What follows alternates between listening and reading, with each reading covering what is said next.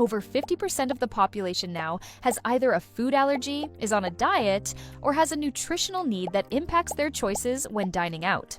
That's a lot of unanswered questions, and a lot of revenue left on the table. Today's ordering experience makes it difficult for consumers to find the right food for them. That's where Foodini comes in.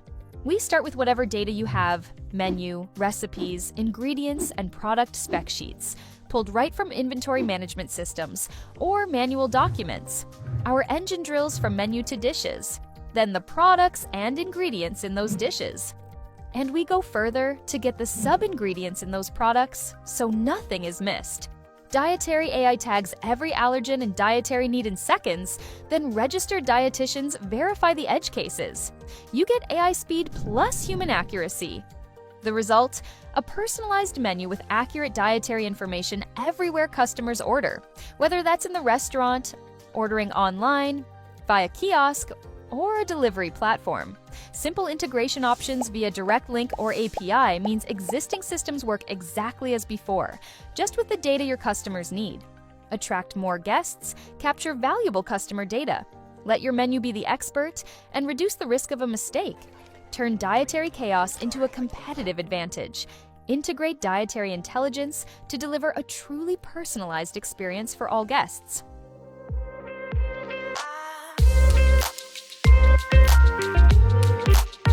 Welcome to the Eat Your Content podcast. I'm your host, Rich Herrera. This is your podcast for all things food and pop culture. Thank you for tuning in.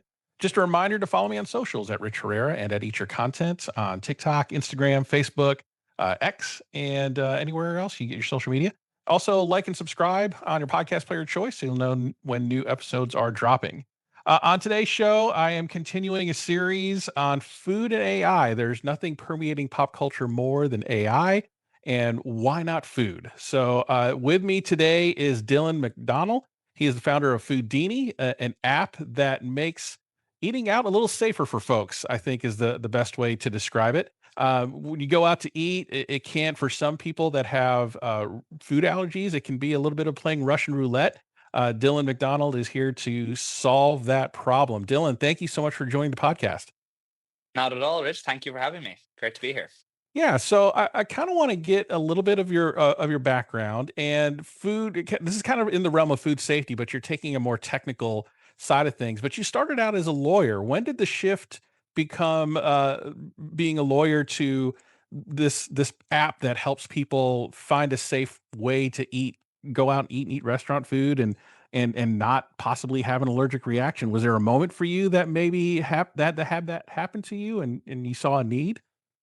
Yeah, so I suppose my quick backstory, as you can probably tell from my accent, Irish, although I was born in Philly, just to complicate things a little more, but grew up in Ireland, as you said, corporate lawyer by trade and worked in big law for a number of years. That journey took me to Australia, and I lived in Sydney for a number of years as well.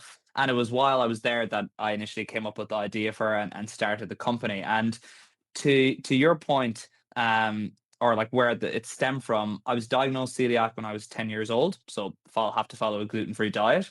That was after a few years of being quite sick. Like this is back, 20 plus years ago, before this was kind of as well known as it is now. Doctors weren't sure what was wrong with me, blah, blah, blah, blah, blah. But eventually figured it out, got diagnosed, and have been on a gluten-free diet ever since. But eating at home, fine, generally speaking. Eating out, nightmare. And I think it was a combination of, I don't think there was one standalone incident per se. I think it was a culmination of 20 plus years of every few months misinformation in a restaurant, getting served the wrong dish, getting someone, a wait staff saying, I think this is, when you get that dreaded I think, you're in trouble, because then they definitely don't know. And just a combination of incidents that led me to be like, there has to be a better way. Like, it doesn't make sense. Why is it so difficult for me to just get simple transparency as to what is in the food? And then the kind of aha moment was when I dug into, you kind of think you're in your own little world, right? You're like, I'm gluten free, maybe a few other people, but how big is this really? Then I dug into the numbers in the US. 33 million Americans with a diagnosed food allergy blew my mind. I was like, 1 in 10. And then another 50 million Americans with a food intolerance, meaning that, they're not allergic per se, but they react negatively to food. Then another 70 million Americans who fall into your preference, you're vegan, you're vegetarian, you're keto, you're paleo, you're low FODMAP, you're low carb.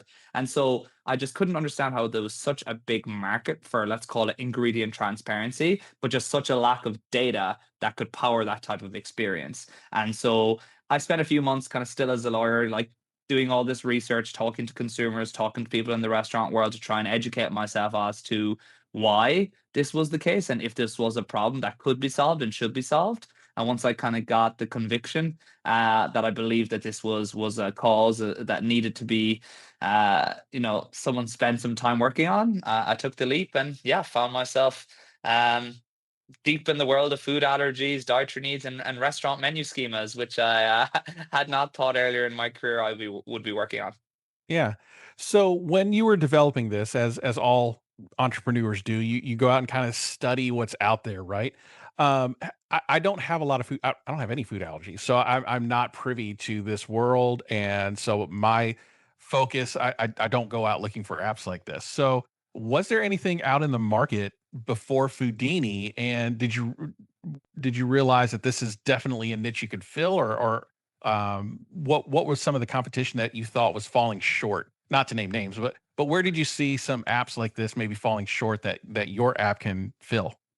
Yeah, I'll answer that question and I'll also kind of say why, right? Because so firstly, there were other consumer discovery apps like I can say Find Me Gluten Free, Happy Cow. There, apps where it's peer reviews. So essentially, other people with dietary needs or food allergies or gluten free, it's like a community where they would leave reviews on a restaurant specifically around gluten free, so that other consumers could get the value of that anecdotal review.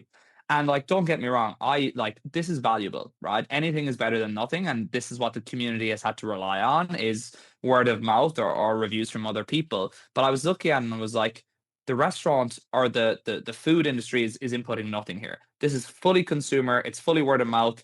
This item could have been gluten free yesterday, but tomorrow they could change the recipe and it's not gluten free anymore. And so that information is no longer valid. Like there's no actual data backing up this information other than the review. Um, but what I've learned as I've kind of dug into this world is I have massive empathy for the restaurants and the food service, industry holistically, who by and large, they want to provide this kind of transparency and information to consumers. But the problem is the data layer doesn't exist. There is no magic pot of data that you can just say, oh, yeah, here's my menu and it's this, and here's all the allergens and blah, and there you go, Mr. Consumer. That data doesn't exist currently. And so what we've kind of realized, and we can come to it in a minute, but we're actually trying to build out that data layer to help restaurants to to document and give this information to consumers in an easy way for them that also then solves the problem on the consumer side. So again, it's not a case of restaurants aren't doing this out of badness. They're doing it because, or they're not doing it because they just haven't had the infrastructure or the easy ability to do it to date.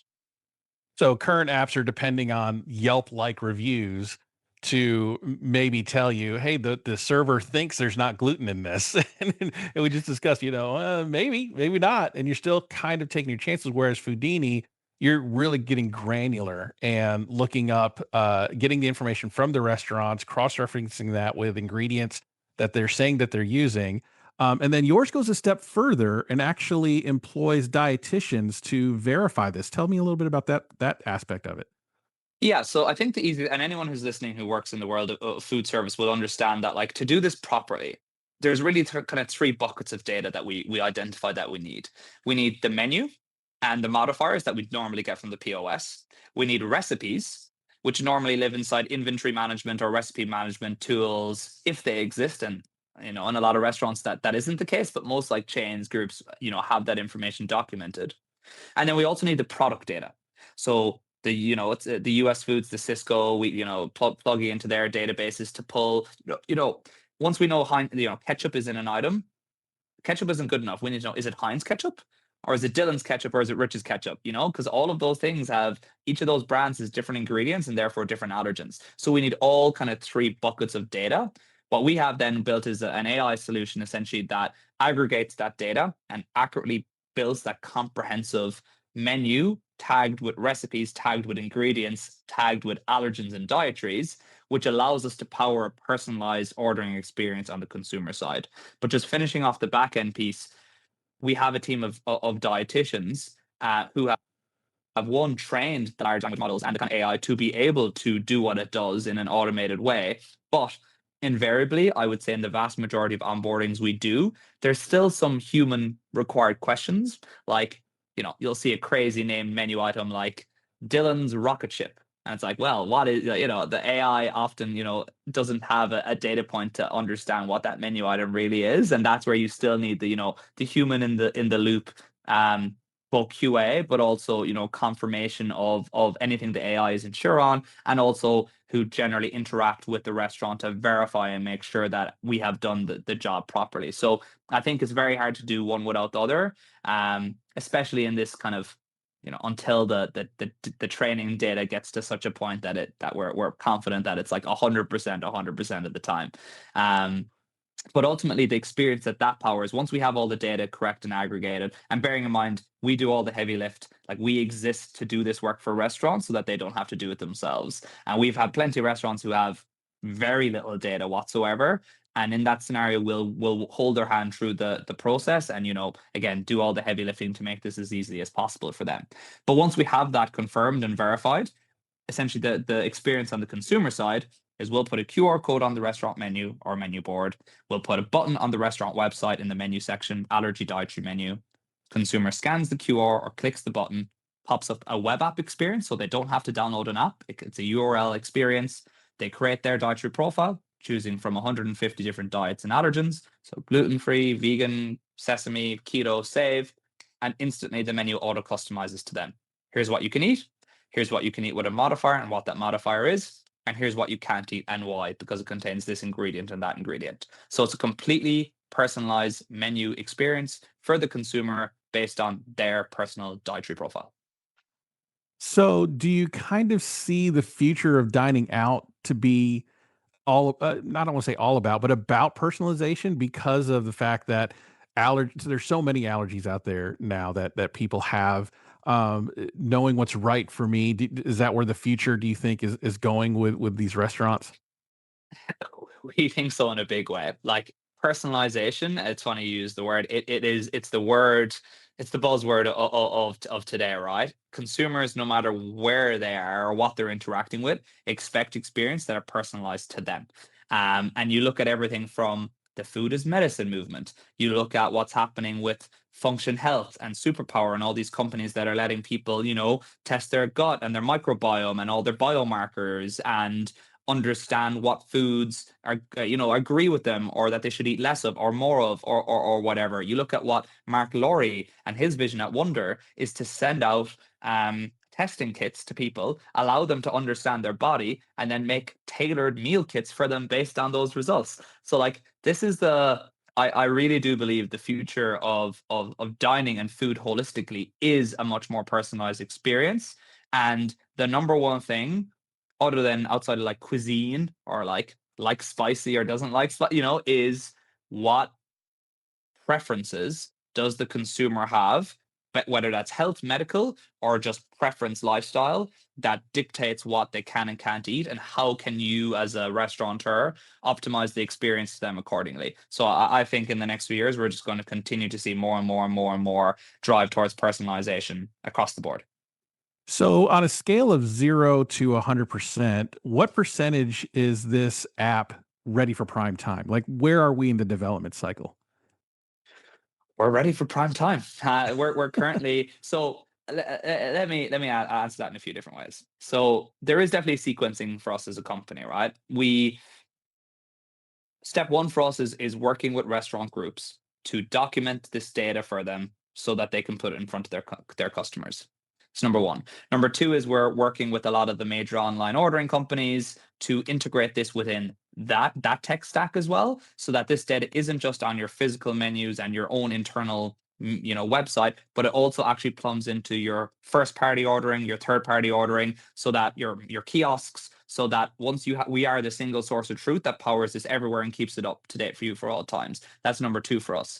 And then number three is we also have a consumer discovery product. So that's currently in beta in LA only. So apologies if anyone downloads it or anywhere else in the country. You're probably not going to have an option near you. But point being, for groups that are signed up with us and that we have this menu data for, we want to create a community where consumers can find who have allergies can find the restaurant suitable for them in their area through us as well, so that we're driving you more customers. That was we trialed that in Australia before we came across here. It worked great, and the beta so far in LA is going really well as well. We're just not. I would say it's not our core focus from a marketing budget perspective just yet. We're trying to just make sure we have the restaurant and data infrastructure perfect, so that when we hit go on that in a meaningful way, we have a critical mass of choice so that the consumer has a great experience as well. So you're building the bucket of restaurants, so to speak, starting in Exactly. LA and then working your way Yeah. across the country as you grow. Exactly. The one caveat I'll put on that, and this is where regulation has come into play, and I think this is something that for anyone who works in restaurants, it's probably worth, if you're not already across this. It's pretty hot off off the press. But to date in the US, there's been zero regulation as relates to food allergens in restaurants.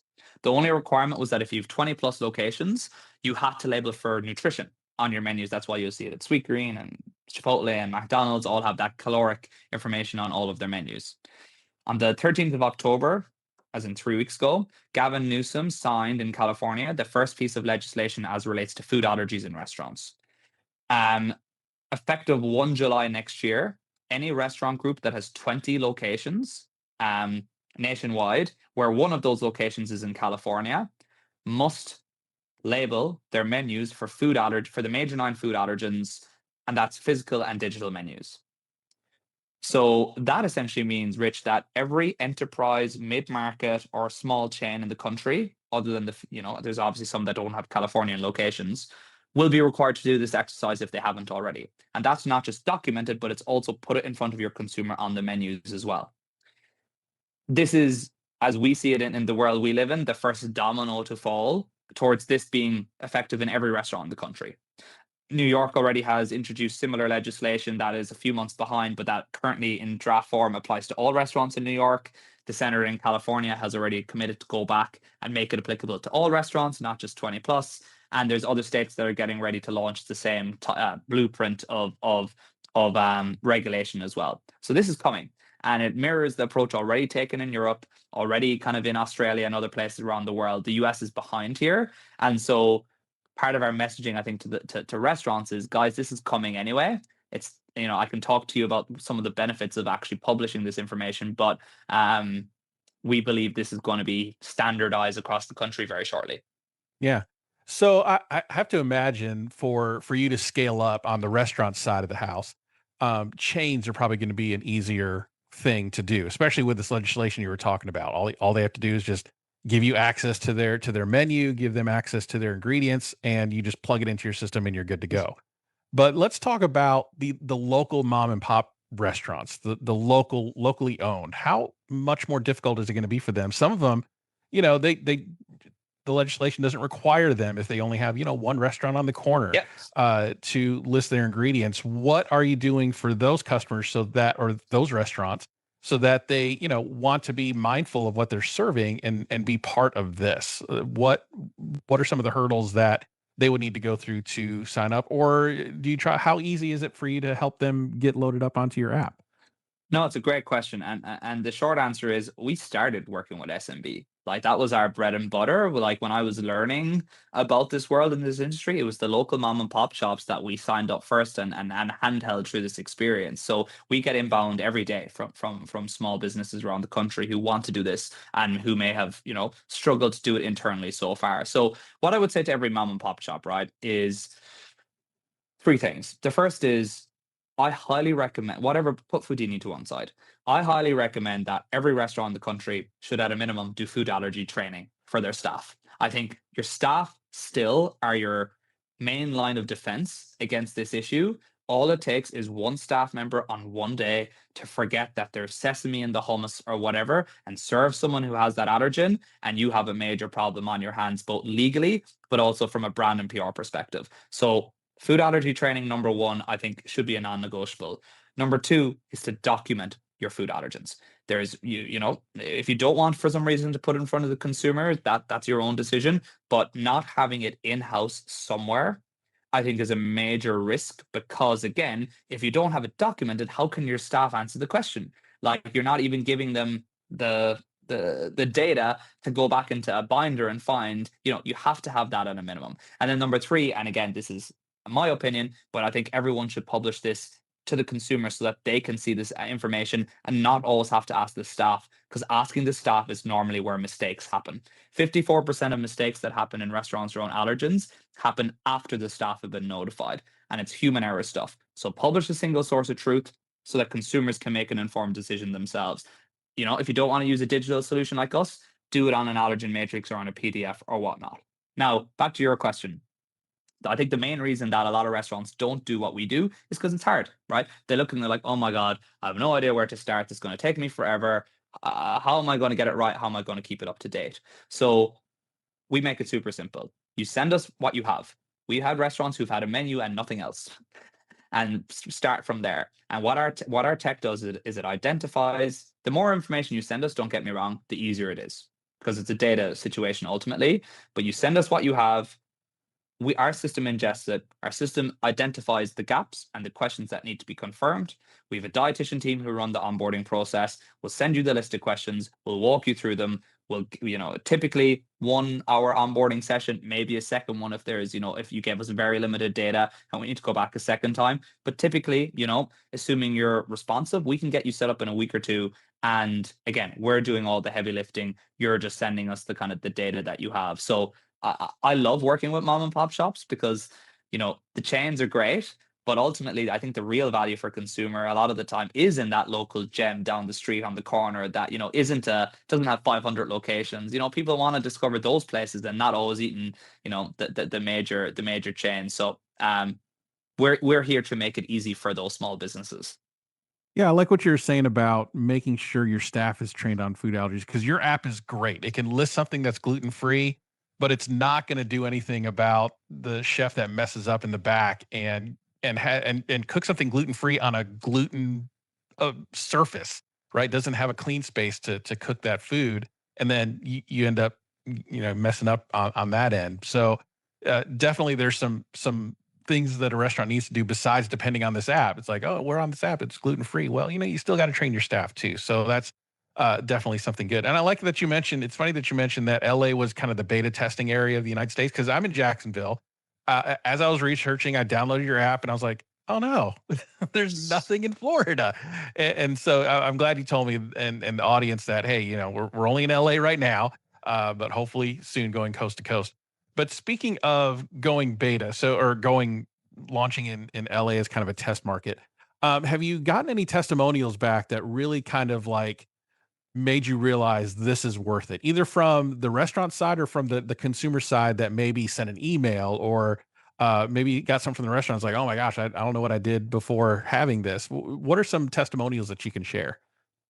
100%. And just on the previous point you made, it's the consumer discovery product is beta in LA, but we're working with restaurants all over the country right now who put this Right. in their physical and digital environment. They don't need our app to be active discovery wise to use us. We're literally in, I'd say, nearly every state at this point. So just wanted to make that small clarification. Thank you. It's funny.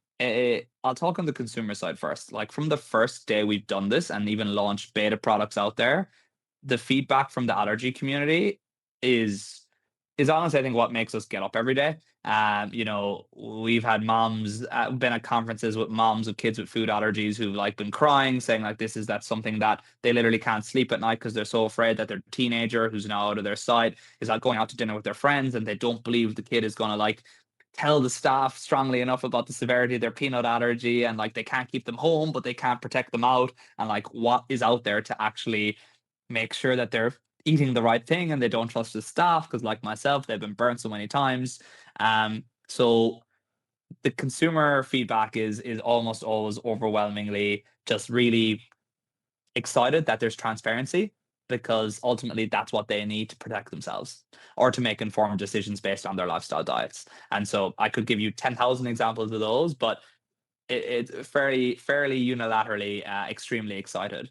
On the restaurant side, I think this is where it's most interesting, because it's not always so intuitive as to why you should do this. So let's put the regulation to one side. We've been working with restaurants well before the regulation. What we see for restaurants who work with us is straight away a bump in revenue. And where that comes from is you have 173 million Americans who have a dietary requirement. Most of them do not like to dine or will not dine in a place where they don't understand or trust that there is an option that is suitable for them. So if you don't publish this information that in advance or when they first get there, it gives them confidence that there's something for them to eat. Not only do you lose them as a customer, you lose their friends, you lose their family, you lose their coworkers. Now I can't put the Christmas dinner there because Dylan the celiac doesn't have an option that he can eat there. We call it the veto vote.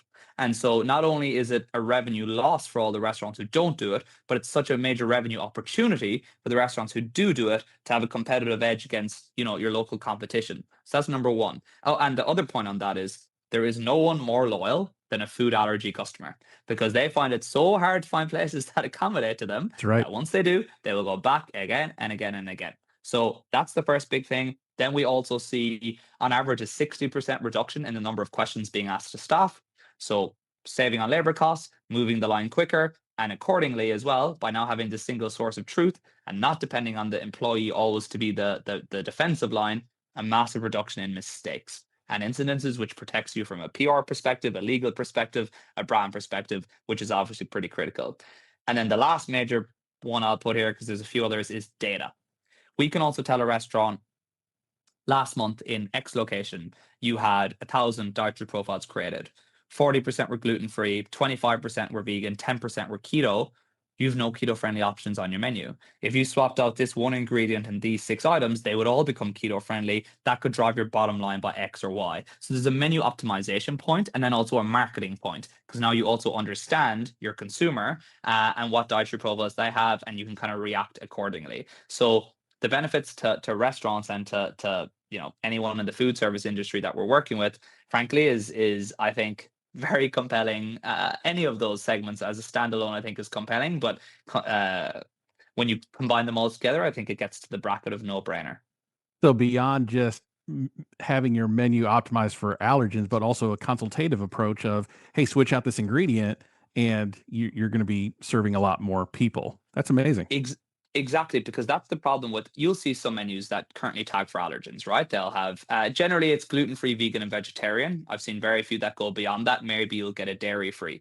But even at that, it's at the menu item level. So that salad that is not gluten-free could have been gluten-free without the croutons. But and maybe you as a restaurant can remove those croutons and you're happy to do that. Maybe you're not, but maybe you are. And if you are, we make it clear, because we tag at that ingredient level, we can make it clear that there's a modification available to this dish, which will make it suitable for your dietary profile. And that's possible only because we tag 4 layers deep, not at the top menu item level. Wow. So I want to get to the tech side or the technological side of this app. AI advancing as quickly as it has in the last even few years, 4 or 5 years. How much more difficult would it have been to launch Foodini without AI technology being where it is today? A lot more difficult. Yeah, a lot more Like Stone difficult. Age is difficult, like Excel spreadsheet Like, difficult? I think just slow difficult. Like when we started, and because you're learning your trade and you're figuring out how it needs to work. We were doing everything manually, and we were getting it right, but it was taking a long time. And so if you think about 1 million restaurants in America, if we were to work with all of them, it would have taken us 10 million years, right? Mm. So it just wouldn't have been scalable. And so I think what the AI did for us and the large language models that we trained is it allowed us to take time to train these large language models on what they needed to do, which allowed us to process data in an instant.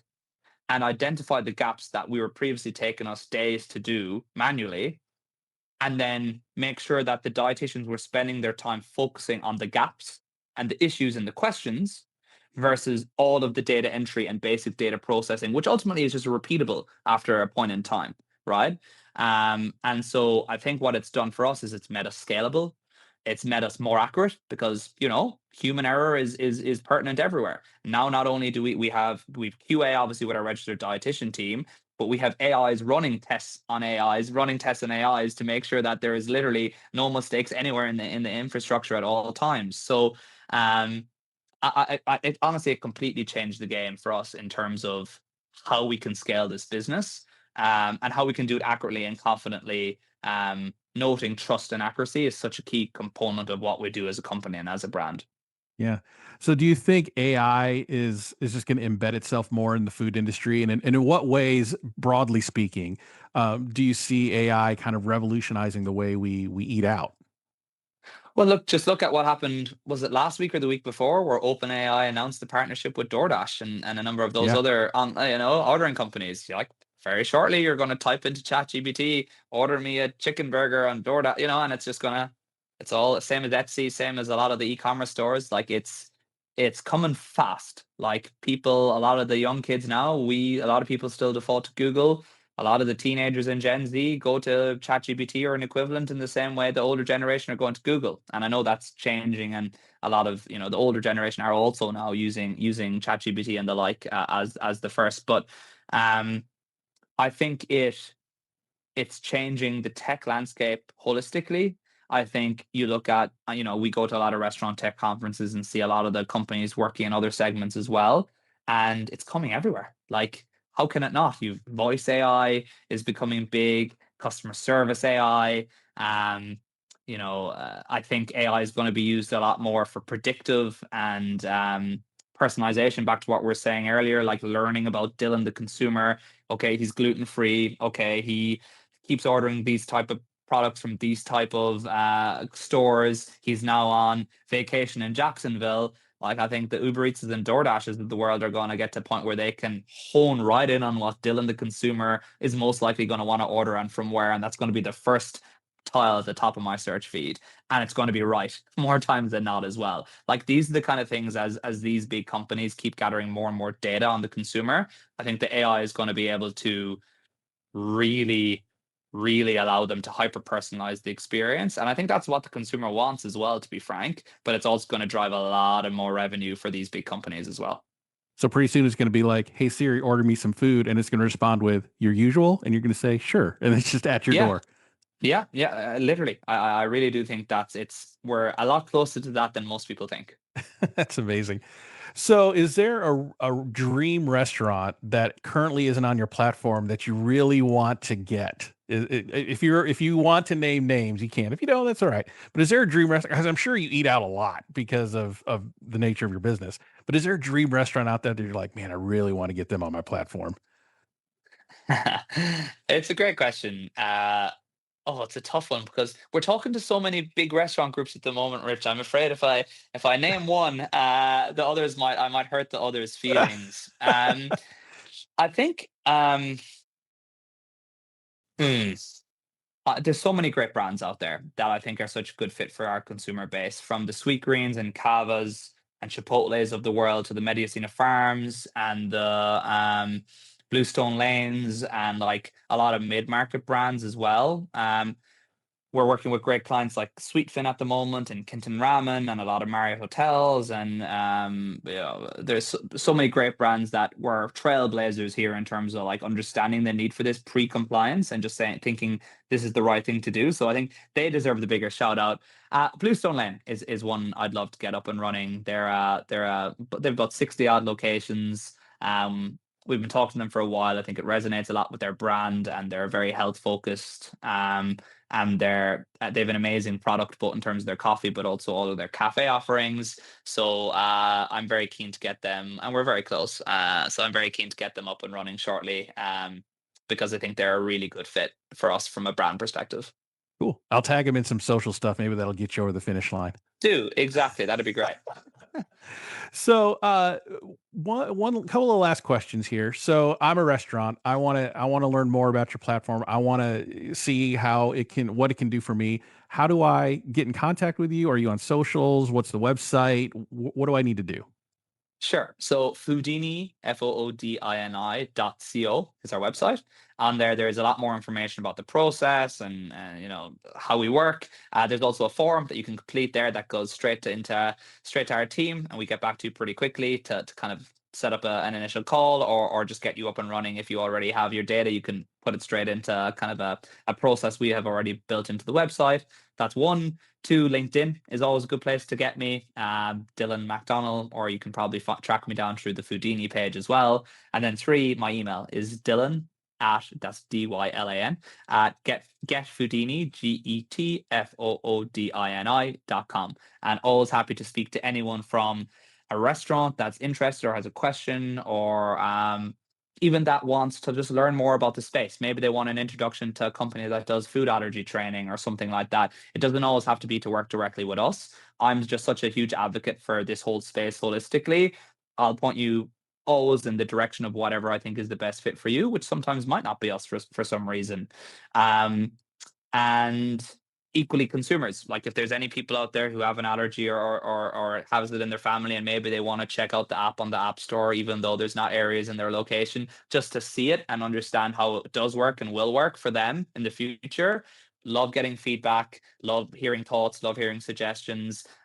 We work with the community very closely all the time, so I love collaborating with anyone who's passionate about the space.